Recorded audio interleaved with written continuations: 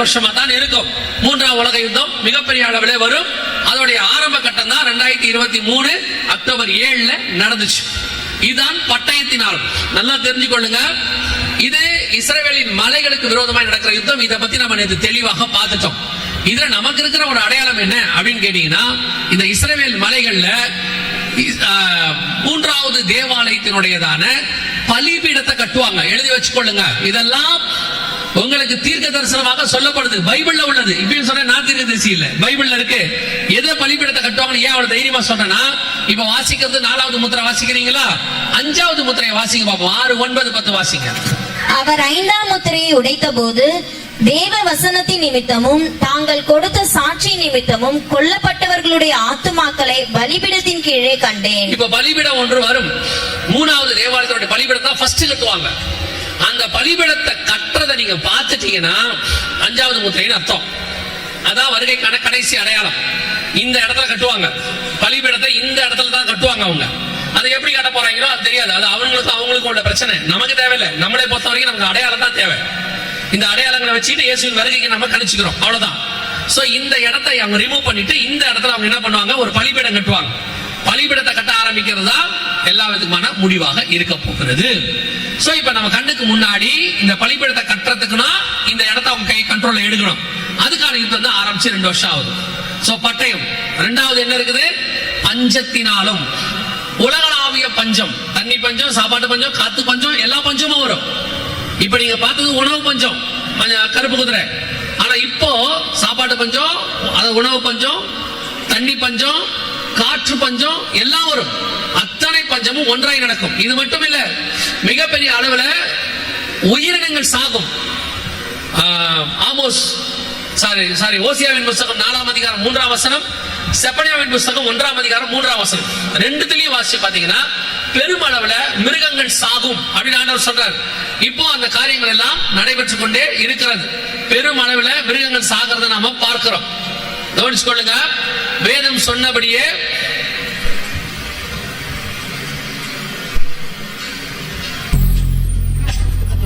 இதுதான் சோமாலியாவின் நிலை. சோமாலியாவின் வரலாறு காணாத வறட்சியில் கடந்த ஆண்டு 43,000 பேர் இறந்துள்ளதாக கணக்கிடப்பட்டுள்ளது. அதில் பாதி பேர் 5 வயதுக்கும் குறைவான குழந்தைகள்.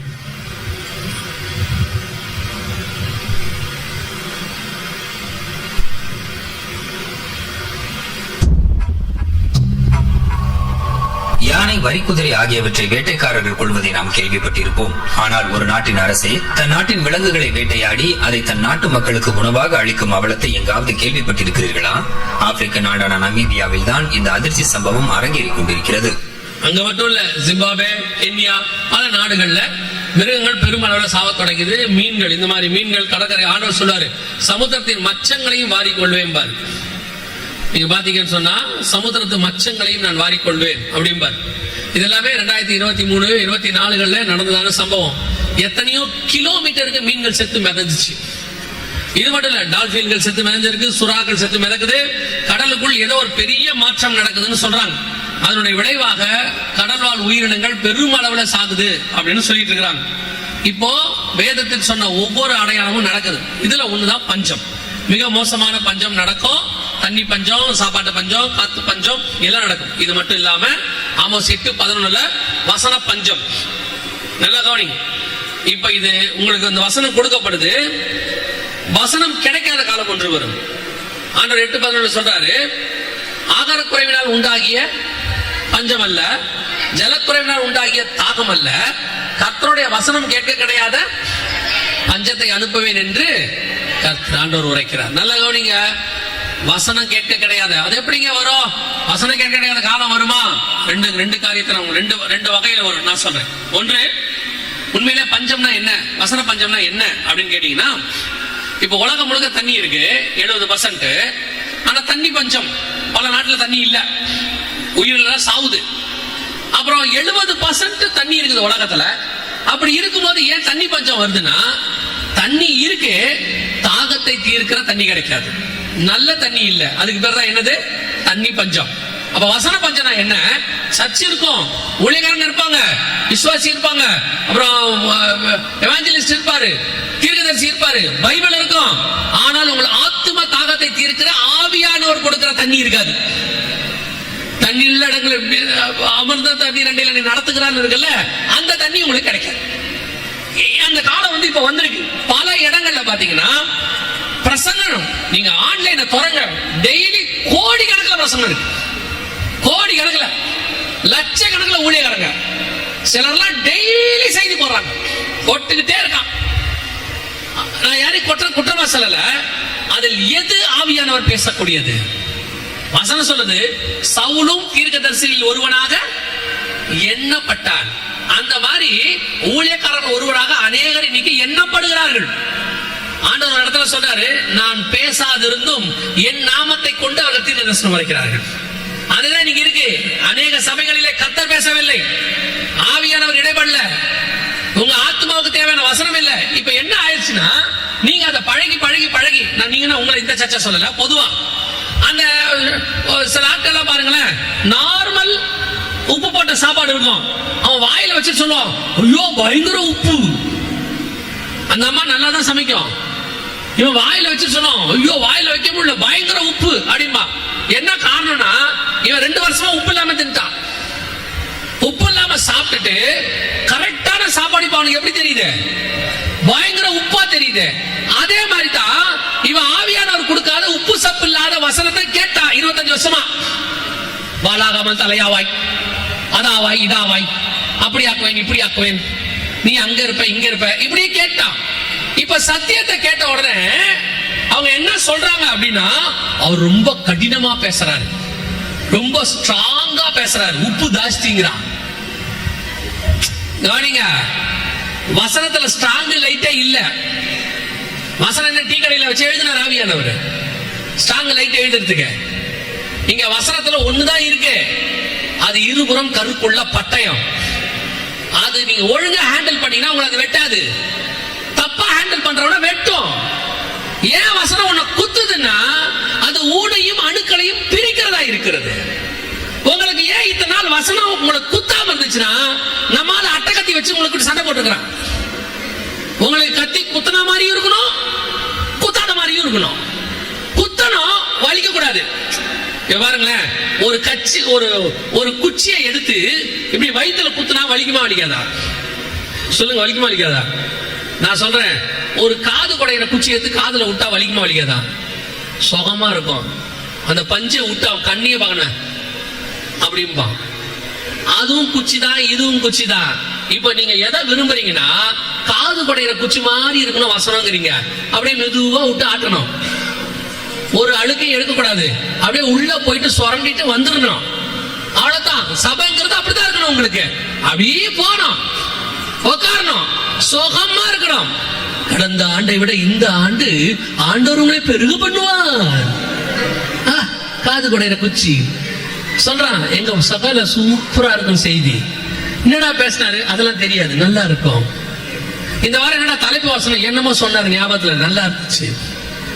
கடைசியா என்னடா ஒப்பு கொடுத்தியா, என்னமோ சொன்னார், நல்லா இருந்துச்சு. கடைசி வரைக்கும் அவன் என்ன சொன்னான்னு அவனுக்கு தெரியாது. ஆனா இப்ப இந்த பிரசாதத்தை முடிச்சுட்டு போகும்போது என்ன சொல்லிட்டு போவான் தெரியுமா? எதுக்கு அண்டாலும் இப்படிலாம் பேசுறான், ஏன் இப்படி சொல்லி தெரியறான், நமக்கு தெரியாதா? இதுக்கு தான் நாள் மீட்டிங் நான் வரமாட்டேன்னு சொன்னேன். கவனிச்சுக்கொள்ளுங்க, கத்தினா குத்தணும். வசனம் இருபுறம் கருக்குள்ள பட்டயம். அது உன்னை சீர்படுத்தும், ஸ்திரப்படுத்தும், கிறிஸ்துவுக்குள்ளே நிலைப்படுத்தும், உன்னை கொண்டு போய் பரலோகத்தில் சேர்க்கணும்.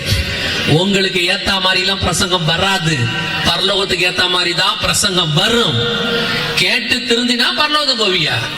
நான் முடியாது, அது உங்க இஷ்டம், நான் இன்னும் 1/2 மணி நேரத்துல காணாம போயிருவேன். என்ன பாஸ்டர் நினைப்பாரு, கொஞ்சம் கஷ்டப்பட்டு கூட்டத்தை சேர்த்த பேசி தொலைச்சுட்டான் அப்படின்னு. எனக்கு ஒன்றும் பிரச்சனை இல்லை, இனிமேல் கூப்பிடாட்டியும் பிராமணம் இல்லை. ஆனா இதுதான் சத்தியம். கவனிச்சுக்கொள்ளுங்க, கடைசி காலத்துல மிக மோசமான காலம், வசன பஞ்ச காலம் வந்திருக்கிறது. எல்லா வசனமும் கர்த்தரிடத்துல இருந்து வந்தது அல்ல, எல்லா செய்தியும் கர்த்தர் கொடுக்கிறதும் அல்ல. நீங்கள் உட்கார்ந்து கர்த்தருடைய சமூகத்துல வசனத்தை படிங்க. 3வது பஞ்சத்துக்கு அடுத்து என்ன இருக்குது அந்த இடத்துல?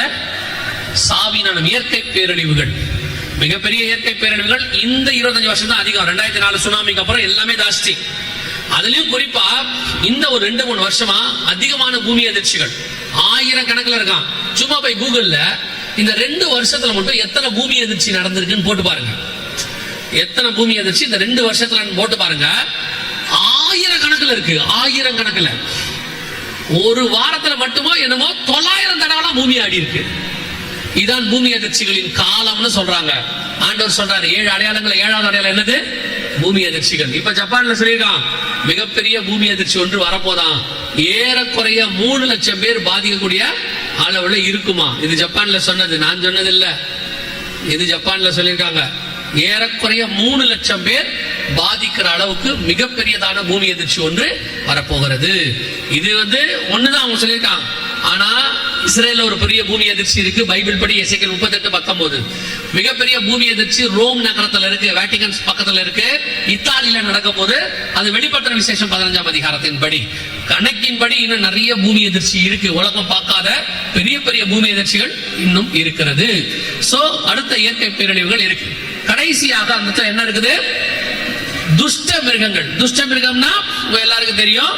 பைபிள்ல உள்ள துஷ்ட மிருகங்கள் இருக்கு, நமக்கு தெரிஞ்ச துஷ்ட மிருகங்கள் இருக்கு. ஆனா நீங்க ஒரு விஷயத்தை கவனிச்சு பாருங்க.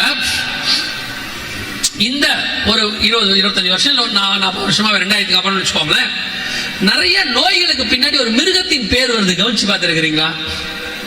முந்தியெல்லாம் மலேரியான்னு ஒண்ணு வரும், அவ்வளவுதான். டைபாய்டுன்னு ஒண்ணு வரும், அது கொசுவால வரும்னு சொல்லுவாங்க. ஆனா பொதுவா இப்போ இந்த ஒரு 50 வருஷமா நல்லா கவனிச்சு பாத்தீங்கன்னா மிருகத்தின் பேரால நிறைய வருது. பன்றி காய்ச்சல், குரங்கு காய்ச்சல், பறவை காய்ச்சல் வருதா? எல்லாமே சிம்பன்சி குரங்கு. எதுக்கு காரணம்?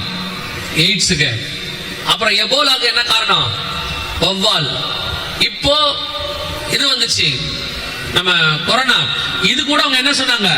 ஒரு மிருகத்துல இருந்தா வந்துச்சு. ஊகான் மாநிலத்தில் இருக்கிற மிருகத்தின் மார்க்கெட்ல இருந்து வந்துன்றாங்க, சிலர் வௌவால்ல இருந்து வந்துன்றாங்க, சிலர் பாம்புல இருந்து வந்ததுங்கிறாங்க.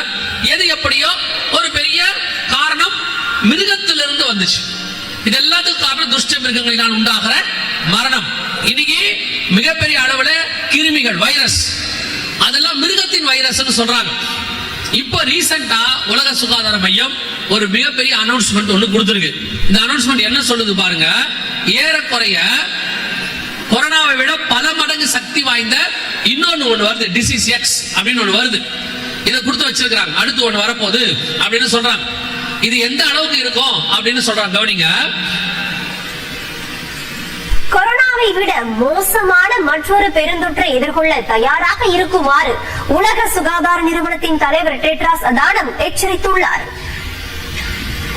2019ஆம் ஆண்டு பரவ தொடங்கிய கொரோனா 2019 கணக்கு வச்சுக்கோங்க. கரெக்டா 70 வருஷம் முடிஞ்சு நடக்குது. சோ இப்போ கொரோனாவை விட சக்தி வாய்ந்த, இது மட்டும் இல்லாம ஆஸ்திரேலியாவுடையதான லேப் ஒண்ணு இருக்கு. அந்த லேப்ல இருந்த 315-16 வைரஸ் காணாம போச்சு. அத்தனையுமே மிருகத்தின் வைரஸ். இங்க பாருங்க. கொரோனாவை விட 100 மடங்கு ஆபத்தான வைரஸ்கள் ஆஸ்திரேலிய ஆய்வகத்திலிருந்து மாயமாகி இருப்பதாக அந்நாட்டு அரசு அறிவித்திருப்பது உலக நாடுகளை அதிர்ச்சிக்குள்ளாக்கியுள்ளது. இதன் அபாயம் பற்றி வைரஸ் ஆராய்ச்சியாளருடன் சிறப்பு செய்தியாளர் ரஞ்சித் நடத்திய கலந்துரையாடல் இது. அவங்க ஒரு 7-8 நிமிஷம் பேசுவாங்க. ஆனா அவங்க என்ன சொல்றாங்கன்னா, கொரோனாவை விட 100 மடங்கு ஆபத்தானது. இது 100 பேர்ல 15 பேரை பாதிக்கும் அப்படின்னு சொல்றாங்க. கிட்டத்தட்ட உலக மக்கள் தொகையில 15% பாதிக்கப்படும் அப்படின்னு அர்த்தம். இது மட்டும் இது ஒண்ணு மட்டும் அவங்க சொல்றாங்க. இந்த மாதிரி கொலை நோய் நிறைய இருக்கு. இது இல்லாம பஞ்சம், இது இல்லாம யுத்தம், இது இல்லாம மிகப்பெரிய அளவுல இயற்கை பேரழிவு, இதெல்லாம் நடக்க போகுது. இவ்வளவு சேர்ந்து உலகத்துல எவ்வளவு பேர் பாதிக்கப்படுவாங்கன்னு அதே வசனத்துல ஆண்டவர் தெளிவா சொல்லி வச்சிட்டார். எவ்வளவு பேரு? பூமியில் உள்ளவர்களில் 1/4 பங்கு. இவங்களே 15%. இப்போ வந்தவங்க 2000 வருஷத்துக்கு முன்னாடி பைபிள் சொல்லுது 25%. சோ நம் கண்களுக்கு முன்பாக மங்கிய நிறம் உள்ள குதிரையின் காலம் அப்ரோச்சிங் வருது. இத ஒரே வசனத்துல பைபிள் நம்ம கொடுத்து வச்சிருக்கு. இத இவங்க தனித்தனியா நமக்கு இந்த 5 வருஷத்துல சொல்லி இருக்கிறாங்க. 2019 இருந்து 2025க்குள்ள இந்த நாளையினுடைய அடுத்த கட்டத்தை இவங்க தனித்தனியா சொல்றாங்க. இந்த நாளையும் பைபிள் ஒரே வசனமா நமக்கு சொல்லி இருக்கு. 6ஆம் அதிகாரம் ஒரு அதிகாரத்துல, சகரியாவின் புத்தகம் 1ஆம் அதிகாரத்திலையும் 6ஆம் அதிகாரத்திலையும் இதை குறித்து ஆண்டவர் தெளிவா சொல்லி இருக்கிறார். ஒரு தடவைக்கு 2 தடவை சகரியாவுக்கும் வெளிப்படுத்தி இருக்கிறாரு, யோவானுக்கும் வெளிப்படுத்தி இருக்கிறார். இது கரெக்டா நம்ம காலத்துல நடக்க வேண்டியதுன்னு சொல்றார். இப்ப நடக்க ஆரம்பிச்சிருக்கு, ஒன்றன் பின் ஒன்றாக வருது. அடுத்து 3ஆம் உலக யுத்தமும் அதை ஒட்டி மிகப்பெரியதான கொள்ளை நோயும், இதுவரைக்கும் கொரோனாவை விட அப்படின்னு நம்ம சொல்லிட்டு இருக்கிறோம். இனி கொரோனாவை விட மோசமானது ஒன்று வருகிறது. அதை ஒட்டி இயற்கை பேரழிவும், அதோட கூட மிகப்பெரியதான பஞ்சங்களும், தண்ணி பஞ்சம், சாப்பாடு எல்லாம் சேரும் பொழுது உலகம் இதுவரைக்கும் பார்க்காத மிகப்பெரிய பேரழிவை நம் காலத்தில் நாம் பார்க்க போகிறோம். இப்ப நாம இதுல என்ன செய்ய போறோம்ன்றதா கேள்வி. இத மாத்த முடியுமானா மாத்த முடியாது. ஏன்னா இயேசு என்ன சொல்றார் மத்திய 24:6 யுத்தங்களையும் யுத்தங்களின் செய்திகளையும் கேள்விப்படுவீர்கள், கலங்காதபடி எச்சரிக்கையா இருங்கள், இவைகள் எல்லாம் சம்பவிக்க வேண்டியது, இதெல்லாம் நடக்கும், இதை மாத்த முடியாது, அவ்வளவுதான். ஒருவேளை நீங்க இப்படி நினைக்கலாம், இல்லைங்க நினிவே ஜனங்கள் தான் ஜெபம் பண்ணாங்க, ஆண்டவர் மாத்தினாரு, நாம ஜெபம் பண்ணா மாத்துவாரா? நினிவே ஜனங்க மாதிரி ஜெபம் பண்ணா மாத்துவாரு. நினிவே ஜனங்க மாதிரி ஜெபம் பண்ணா மாத்துவாரு. நீங்க நினிவே ஜனங்க மாதிரி ஜெபம் பண்ணுவீங்களான்னு பாத்துக்கோங்க. அவங்க எப்படி ஜெபம் பண்ணாங்கன்னா, இரவும் பகலும் புசியாமலும் குடியாமலும் ராஜாவிலிருந்து அந்த நாட்டினுடைய மிருகங்கள் வரைக்கும் தண்ணி குடிக்கலையாமா. கரெக்ட் தானே? எங்க நீங்க 3 நாள் அப்படி செய்யுங்க பாப்போம். அவன் 40 நாள் செஞ்சானாமா. 40 நாள் நீங்க செய்யுங்க. உங்க வீட்டுல இருக்கிற 4 பேரே சேர்ந்து உங்களால ஜெபம் பண்ண முடியாது. 4 பேர் சேர்ந்து, ஒரு சபையில இருக்கிற மொத்தமா சேர்ந்து ஜெபம் பண்ண முடியாது. ஒரு ஃபாஸ்டிங் பிரேயர் வானா நீங்க எங்க வரீங்க? யோசிச்சு பாருங்க. ஸ்பெஷல் மீட்டிங்க்கு வரீங்க. ஞாயிற்றுக்கிழமைக்கு இதுல அரைவாசி தான் இருக்கு. காலையில கம்யூனியர் தான் இன்னும் கொஞ்சம் அதிகமா இருக்கும். இந்த டிசம்பர் 31 நைட்டு ஆசீர்வாத வாக்குத்தத்த செய்தி நிரம்பி வழியும். இடம் கொண்டு போகாத மட்டும் சேர்லாம் போட்டு சாமியானலாம் போட்டு ரோடு முழுக்க கூட இருக்கும். ஏன்னா 1ஆம் தேதி வாக்குத்தத்த கேலண்டர் வாங்கிட்டு போறதுக்கு ஒரு குரூப் வரும் இல்ல, அதுக்கு வருவீங்க. கம்யூனியர்னா கொஞ்சம் பேர் வருவீங்க. தேசத்தை காப்பாற்றணும், வரப்போற அழிவுல திறப்புல நிக்கணும், வாங்க முழங்கால் போட்டு நம்ம ஜெபம் பண்ணலாம்னா எங்க பாஸ்டர் வேலை பிஸியா இருக்கு, ஒரு குழந்தைய வச்சுக்கிட்டு எங்க வர முடியுது, பிள்ளைகளை ஸ்கூலுக்கு அனுப்புறதுக்கு நேரம் சரியா இருக்கு. இப்படி சொல்லி பார்க்கணும். இனிமேட்டு நீங்கள் வந்தால் அடுத்த வருஷம் வீடு தருவேன் என்ற கர்த்தர் நிச்சயம் சொல்லுகிறார். அத்தனை பேர் வந்துருவான், ஃபேமிலியோட வந்துருவான். இன்னைக்கு சபையோட நிலைமை தான். நினிவே ஜனங்களுக்கு இறங்கின தேவன் உங்களுக்கு இறங்கணும்னா அதே மாதிரி புசியாமலும் குடியாமலும் 40 நாள் இருக்கணும். ரட்டு உடுத்தி சாம்பல்ல உட்காந்தானாமா. வசனம் சொல்லுது அதை கர்த்தர் கண்டுன்னு இருக்கு. 40 நாளும் பார்த்திருக்கிறாரு. ஏதோ 1 நாள் 2 நாள் பண்றானான்ட்டு 40 நாளும் பார்த்துட்டு 40 நாள் கழிச்சு யோனா கிட்ட போய் சொல்றாரு, அவர்கள் தாழ்த்தினரை கண்டாயா, நான் மனஸ்தாபப்பட்டேன். சரி விட்டுறியா? அழுறத பார்த்து கர்த்தரை மனஸ்தாபப்பட்டேன். உண்மையா அழுகுறான். எங்க நீங்க செய்யுங்க பாப்போம், கஷ்டம். அதனால உங்களாலையும் என்னாலையும் ஒண்ணு கர்த்தர் சொன்னாரு, இது கண்டிப்பா என்ன செய்யும், நடக்கும். 2வது அந்த கர்த்தரோட இருதயத்தை அசைச்சு நிறுத்துற அளவுக்கு இப்ப நம்ம எல்லாம் யாருமே என்ன இல்ல, நம்ம எல்லாம் ரெடியா இல்ல. நம்ம அதுக்கு வருத்தணும் நிறைய இருக்கு. நான் உங்களை நெகட்டிவா சொல்லல. அந்த இடத்துல சர்ச் இப்ப இல்லங்கிற, இப்ப இருக்க சிச்சுவேஷனுக்கு இல்லங்கிற. ஒருவேளை இன்னைக்கு நைட்டு நீங்க அத்தனை பேர் மனம் திரும்பி 11 மணிக்கு மேல அத்தனை பேர் சேர்ந்து ஊக்கமா ஜெபம் பண்ணி நாளைக்கு காலையிலேயே நீங்க அத்தனை பேரும் இங்க ஒருமனப்பட்டு குசியாமலும் குடியாமலும் நீங்க காப்பி கூட குடிக்காம வந்து கையை கொண்டு ஜெபம் பண்ணீங்கன்னா சோத்திரம். ஆமேன்னு ஒத்தரா சொன்னீங்களா? நீங்க பார்த்தது எப்படி இருந்துச்சு தெரியுமா? யார் நாங்க காலையில காப்பி குடிக்காம சரி சீக்கிரம் முடி அப்படிங்கிற மாதிரி இருக்கு. சரி சோத்திரம். சோ இவைகள் எல்லாம் சம்பவிக்க வேண்டியது, இதெல்லாம் நடக்கும். ஆனால் இதுல ஒரே ஒரு உத்தரவாதத்தை கர்த்தர் நமக்கு தருகிறார். இதெல்லாம் நடக்கும். இஸ்ரவேல் எகிப்து முழுக்க இந்த வாதை வரும். இஸ்ரவேல் இருந்த கோசேன் நாட்டில் மட்டும் வரவில்லை என்று வேதம் சொல்லுது. இதெல்லாம் சம்பவிக்கும். ஆனால் உங்களையும் என்னையும் தம்முடைய நாமம் தரிக்கப்பட்ட ஜனங்களை கர்த்தர் பாதுகாப்பேன் என்று முன்னிறுத்திருக்கிறார். அல்லேலூயா. ஆனா அதுக்கு ஒரு கட்டளை இருக்கு, சும்மாலாம் இல்ல. உடனே நீங்க அப்பாடா சோத்திரம் தப்பிச்சிட்டோம் பிரைஸ் தி லார்ட் அதெல்லாம் இல்ல. நீ என்னதான் வீட்டுக்குள்ள இஸ்ரவேலா இருந்து பஸ்கா ஆட்டுக்குட்டி அடிச்சாலும் வெளியில ரத்தம் பூசப்பட்டிருக்க வேண்டும். என்னதான் உன் வீட்டுல பஞ்சம் வராம இருக்கணும்னா உன் வீட்டுக்குள்ள எலியா இருந்தாலும் அந்த வீட்டுல பஞ்சம் வராது. அதே மாதிரிதான் உங்க வீட்டுக்குள்ள இயேசு கிறிஸ்துவும் பரிசுத்த ஆவியானவர் உலாவுதலும் இருந்தால் இது எதுவும் உங்கள் வீட்டுக்குள் வராதபடி கர்த்தர் பாதுகாக்க வல்லமை உள்ளவராய் இருக்கிறார். ஆனா உங்க வீட்டுக்குள்ள தேவன் இருக்கிறாரா? அதான கேள்வி. இப்ப வீட்டுக்குள்ள சீரியல் இருக்கு, படம் இருக்கு, சினிமா இருக்கு, IPL இருக்கு, WWF இருக்கு, வீடியோ கேம்ஸ் இருக்கு, வீட்டுக்குள்ள எல்லாம் இருக்கு. எங்க இயேசுநாதர், எங்க குடும்ப ஜெபம், எங்க 2 பேர் சேர்ந்து ஜெபம் பண்றதுன்னு ஒண்ணு இருக்கு? யோசிச்சு பாருங்க. சர்ச்சுக்குள்ள, உங்க சர்ச்சை சொல்ல, பொதுவா சர்ச்சுக்குள்ள ஃபாதர்ஸ் டே இருக்கு, மதர்ஸ் டே இருக்கு, பர்த்டே இருக்கு, மேரேஜ் டே இருக்கு, ஆனுவல் டே இருக்கு, செலிப்ரேஷன் இருக்கு. பைபிள் ஸ்டடி எங்க? பைபிள் ஸ்டடி எங்க? பர்த்டே வச்சா எல்லாரும் கூட்டிடுறீங்க. ஃபாதர்ஸ் டேக்கு ஆண்கள் எல்லாம் வந்துடுறீங்க, மதர்ஸ் டேக்கு பெண்கள் எல்லாம் வந்துடுறீங்க, உமன்ஸ் டேக்கு எல்லாரும் வந்துடுறீங்க. எல்லா டேக்கும் வந்தாச்சு. இதுவே சபையெல்லாம் சேர்ந்து ஊட்டிக்கு டூர் போலான்னா காசு கட்டி பஸ் புடிச்சு போயிடுறீங்க. எல்லாத்துக்கும் போறீங்க. பைபிள் ஸ்டடின்னு வச்சா வரீங்களா? எத்தனை பேர் வந்திருக்கீங்க சொல்லுங்க? கரெக்டா 4 பேர் 5 பேர், அவ்வளவுதான். கேட்டா வேலை பிஸி. வாதையை தடுக்க முடியாது.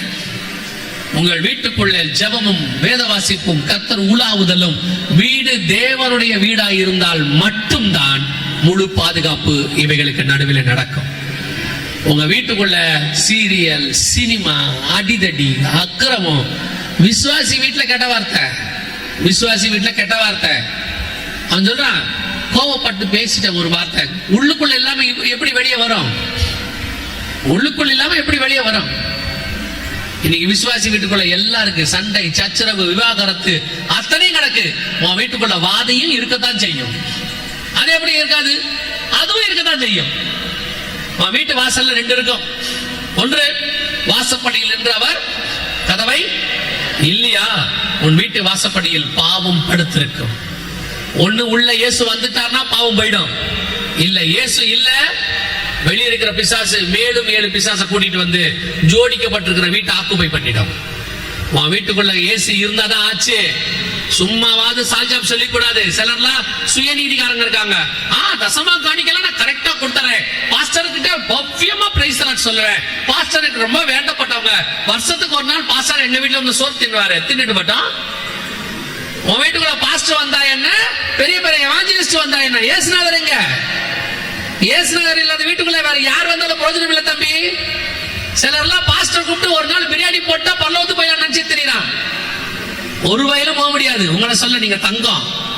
நான் பேசுறது எல்லாமே ஆவடிக்கு வெளியே. புரியுதா உங்களுக்கு? சூலூர்பேட்டைக்கு போற வழியில பேசிக்கிட்டு இருக்கேன். இப்ப நான் உங்களை பத்தியே பேசல.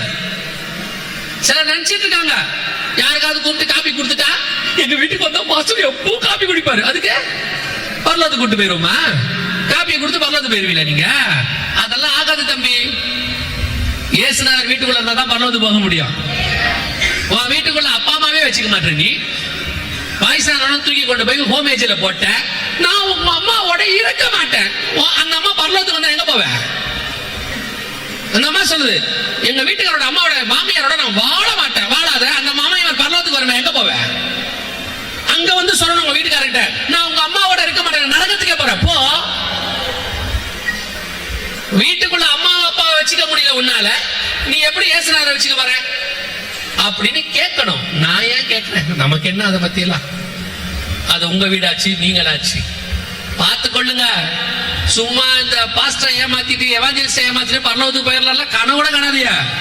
நாங்கள் உங்கள் முகத்தை பார்க்கிறோம், கர்த்தரோ இருதயத்தை பார்க்கிறார். நீ யார் என்பது கர்த்தருக்கு தெரியும். என்ன ஏமாத்திடலாம் தம்பி, தேவனை ஏமாத்த முடியாது.